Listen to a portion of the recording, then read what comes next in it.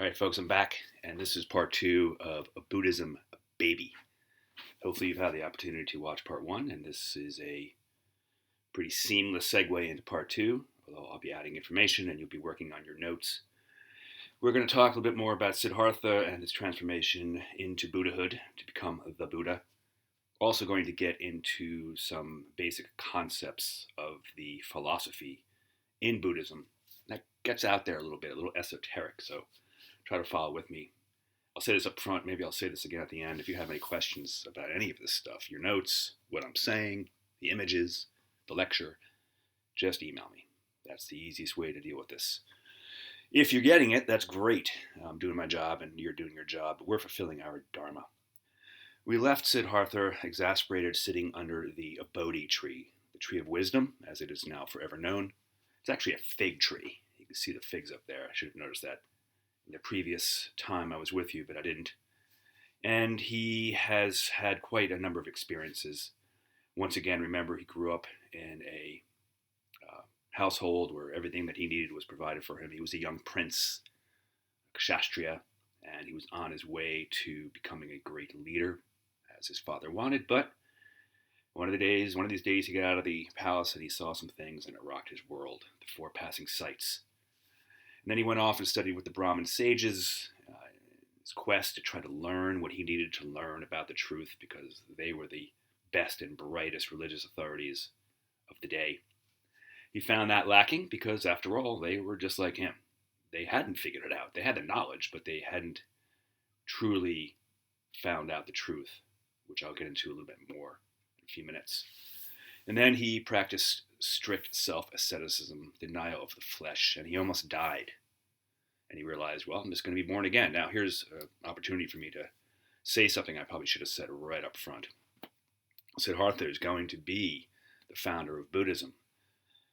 But, like Hinduism, Buddhism posits the concept of reincarnation.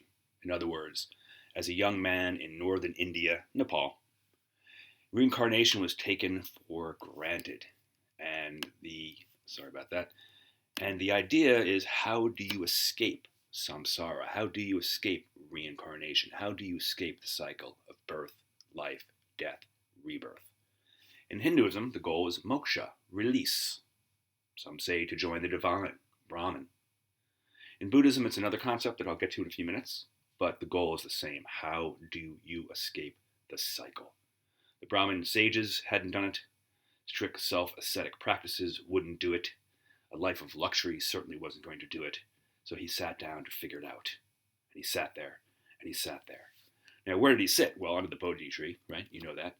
But this is where he sat. It's called the Mahabodhi Temple Complex in Bodh Gaya.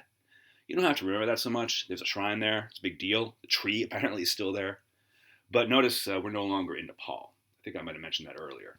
So this now becomes an Indian story. This young Nepalese prince in search of the truth leaves Nepal, sees the sights, has his experiences, and ends up sitting down under the Bodhi tree at this spot right here. What happens? He meditates. And now a bit of myth enters into the picture. Some of you who know Christianity might recognize some of this stuff, in the sense that at one point Christ, trying to figure things out for himself, went out, fasted in the desert for 40 days, and he was tempted by the devil, and he was tempted by worldly goods. In other words, someone was there to try to break his concentration. And in this scene here, what the Buddha is doing, and he's not the Buddha yet, still Siddhartha, but he's on the precipice, is he's in his little meditative bubble, and evil is trying to disrupt him, and the world of lush things trying to disrupt him, trying to break his concentration, his test. He won't have it. He's focused. He's looking inward, and then bam, he is awakened. He becomes the Buddha. Right? And I'm going to talk about the concept of becoming the Buddha in a few minutes, because we're going to get back to the idea of Buddhism starting with a man.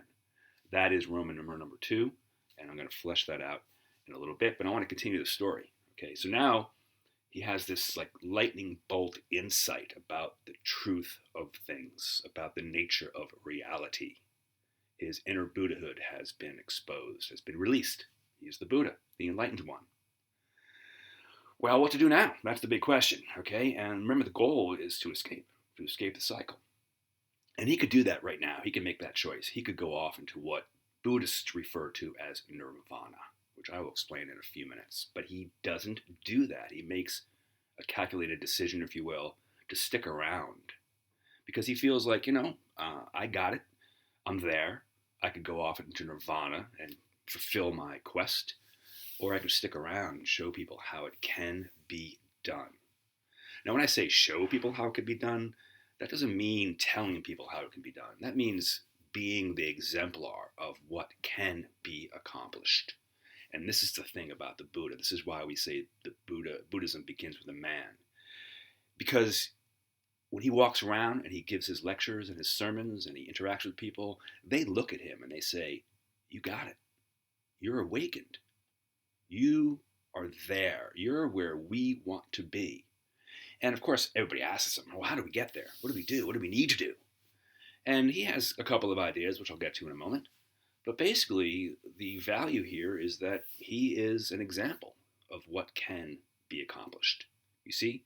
So it's not some abstract notion about Brahman and about going through priests to get there. It's about, hey, that guy's figured it out. And if he can figure it out, so can I. That's why it's very important to understand that Buddhism begins with a man. What's next? What does he do? Well, he's sticking around. So he goes to Varanasi. Okay, we've talked about that city. You've seen that city on film when we were talking about the Ganges River. That's the holy city of India. Right? Another name for Varanasi, if you happen to be looking at older maps, is Benares. Okay, just so you know. But anyway, we're talking about Varanasi because that's the name that we refer to it now. And there's a picture you can see before you, Hindu pilgrims merging into the holy Ganges River as part of their religious rituals. And that's where the now Buddha goes. That's a place. It's a place of pilgrimage. It's a natural place for him to go to. And he wants to see the action. He wants to intermingle with the people. And he goes there and he sits down at a place called Deer Park, Sarnath, outside of the city. And people gather around him because, as I said before, there's something different about this guy. And they start to follow him. And it's there that he gives his first sermon before his first assembled people, some of whom will become his disciples and follow him the rest of his life. And here it's when he preaches the middle way. Now, I talked about the middle way in the first video, and I kind of painted it as if Siddhartha, after his experiences living with in the princely kingdom and then going to study under the Brahmin sages and then experiencing strict self-asceticism, that he comes up with the concept of the middle way. And this is when the Buddha preaches the middle way. I don't think it's really important to understand exactly when the middle way figures into the picture so much as it's important to understand what the middle way means. And what he's saying is, once again, live a life in balance, not to the extremes. He also preaches something called the Four Noble Truths. This is a basic calculation which points to the Buddha's realization of what life is really all about. Now, I want to just kind of get a little bit of vocabulary out of the way. The word noble pops up a lot when you talk about the Buddha and you study Buddhism. In fact, the four passing sights are sometimes referred to as the Four Noble Sights. The Great Going Forth is sometimes referred to as the Noble Great Going Forth. And here we have the Four Noble Truths. And in a moment, we're going to talk about the Eightfold Path, sometimes referred to as the Noble Eightfold Path. There's two reasons why this word pops up so much. And whether you use it or not, I don't care. But you will see it and you should know about it. On the one hand, Siddhartha came from nobility, right? He was a prince.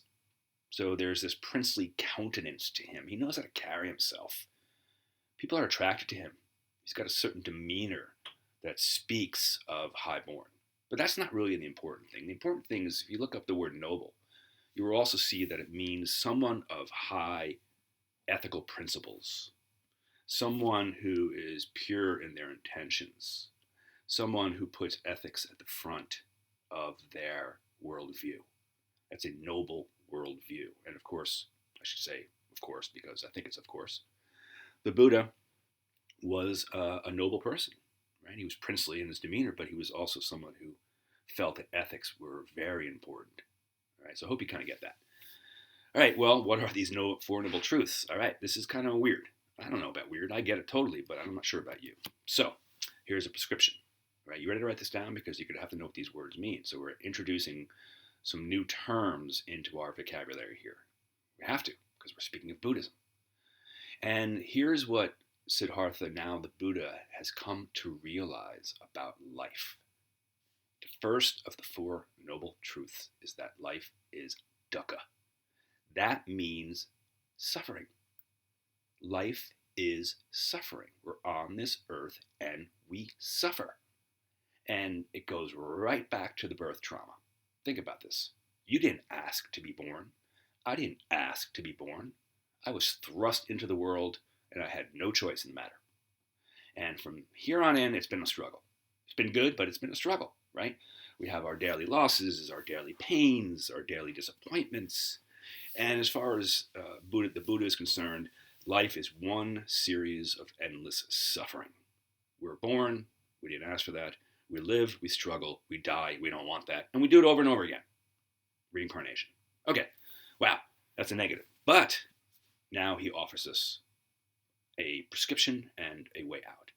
Well, life is suffering, but what is the cause of suffering? It's caused by tanha, desire. That is, we want things. We desire things. We want to possess things. And because we do, when we don't get our way, when we lose what we thought was ours, we are disappointed. Take this to the extreme. Loss of a loved one, right? Happens to us. And we're sad. And of course, that makes total sense.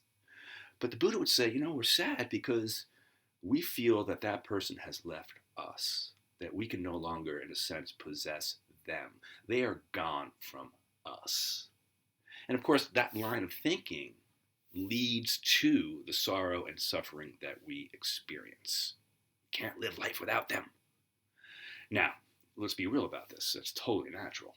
We all get that.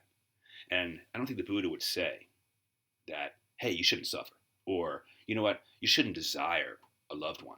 Or you shouldn't miss someone or something that you lose, or be disappointed in something you don't get, a job, a position on the team, whatever. But then you got to kind of work that out mentally. You got to say, you know what, that's life. Life is suffering, and the reason why I'm all upset about this is because I thought it was mine, and I realize it's not, and that helps you kind of get over that, to rework that strategy and to move on. All right. I want to add another term to this because a lot of this actually blends into the world of psychology. Freud, if you've heard of him, if you're not, well, here's a little side lesson. He talked about the birth trauma, okay, the idea that we're thrust into this world and it's a struggle from there on in. And there's certain resentments we have about that because we didn't ask to be born. And there's also the idea of ego fulfillment. Okay, another Freudian idea, but the Buddha was way ahead of the curve on this. The Buddha talked about the ego, the self.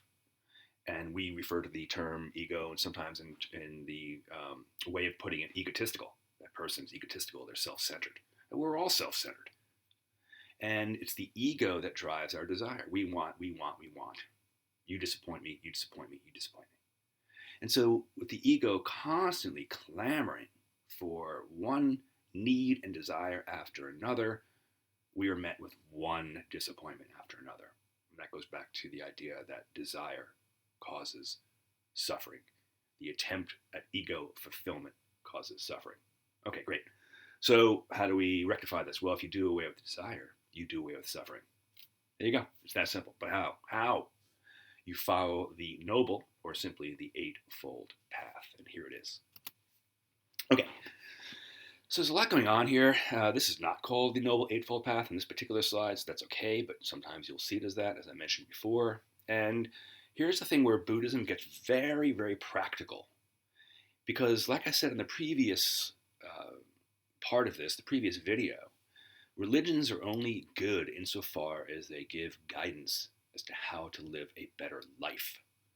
And for all the talk of the Buddha and nirvana, and the release from samsara and that kind of stuff, basically it still comes down to how do you live the life to the best of your ability in the sense of making it meaningful, to avoid distractions that get us off our path, okay? How do we live a life where wisdom and ethical conduct and our mental development is at the forefront, And we get that. I mean, this is what we're working on in life anyway. You're students, I'm a teacher, but I'm kind of a student still. And we're always working on this kind of thing. So if you follow the Eightfold Path, then you're on the right path toward living a better life. And ultimately, seeing for real what is important and what isn't. And getting rid of the distractions that kind of knock us off our little path that we are on in terms of what we should be doing and how to get there. And I want to start with something which I think is pretty cool because you'll notice on the bullet points on the left there, the third one down says begins with right association. So these are all like right this, right that, right concentration, right effort, right livelihood, right action, right speech, right intentions, right view, right mindfulness. Okay? The idea is that if you practice these things and your intentions are pure and your speech is correct and your action is legitimate and your livelihood is full, and your effort is always 100%, and your concentration is unwavering, and you're mindful of others in the world, and your view is whole and pure, then you will be a good person and you will live a good life. Isn't that what we want? But it begins with right association. This is great, okay?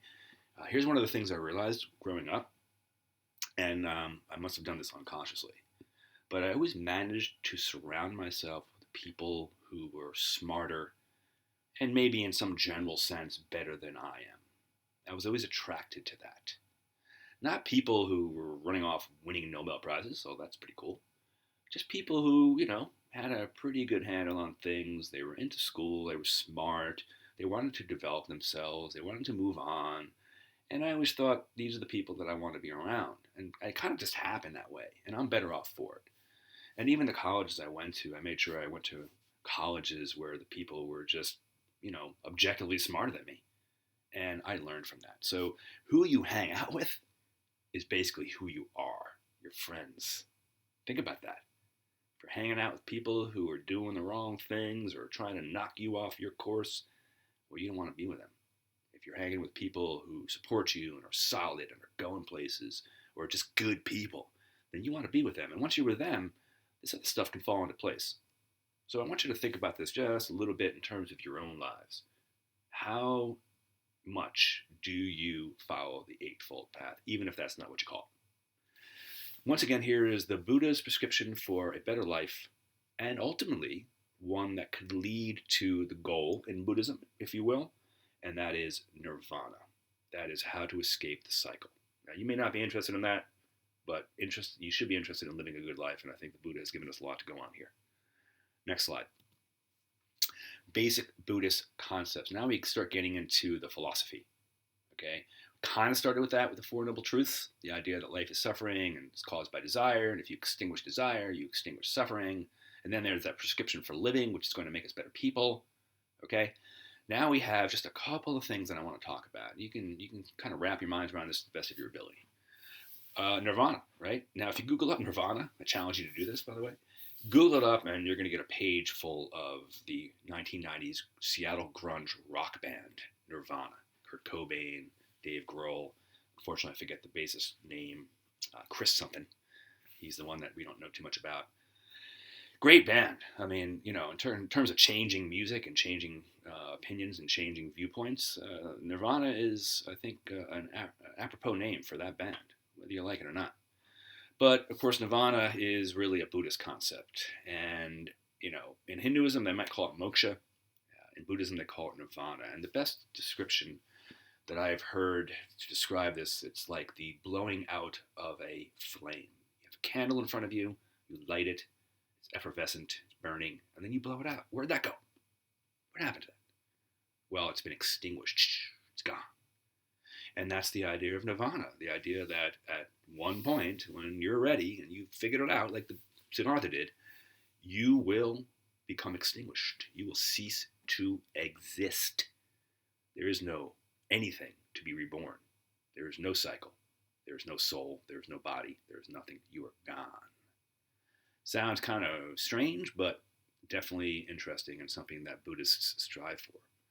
Now, after the Buddha gave his first sermon, and someone came up to him and said, "Are you a god? Are you an angel?" And he said, "No." He said, "What are you?" "I'm awake." And he talked about nirvana. and people wanted to know, what's nirvana? Tell us what nirvana is. Can you explain to us what nirvana is? And there is no explanation because there's only experience. And that's one thing about Buddhism. It's an experiential religion. Okay, you can accrue knowledge, you can have points of view, but until you experience things, you're never going to really know them. And of course, one's experience is very difficult to translate to another person. It's like trying to say, trying to tell someone about your dreams. They're so weird and wacky and out there and so personal that you really can't impact on another person the value of your own dream. It's just not possible. And nirvana defies explanation. So the best that we get here is what is known as the wind analogy, right? Because we have this thing called wind. We go outside, we feel it, okay? But how do you describe that? Moving air. Oh, okay, thanks. Oh, the wind, it blows. Yeah, great. It's not until you experience wind that you understand what it is. And that's the case with nirvana too. So the Buddha just didn't get into explanations about this stuff because he knew that you'll know it when you get there. The next concept is even more out there, but I love this. I was thinking about this when I woke up at like 3 in the morning. And I was trying to figure out how am I going to explain this to you, and I don't know if I'm going to do a good job, but I'll try. And so we just talked about nirvana, and another key concept is the concept of anicca. Radical impermanence. All right? The idea being is that nothing in the material world, including the self, is permanent. Everything is always changing. Everything is always in flux. Nothing is static. Right? So let's get back to this notion of the ego, because you're sitting here and you're hopefully looking at this and listening to me, and you're saying, yeah, I am listening to Mr. Nick's lecture, and I am looking at this screen here, this image, and I'm trying to make sense of it. And just the notion of I, right, somehow connotes the idea of permanence. Like there is an eternal self, like I. And the Buddha would say no.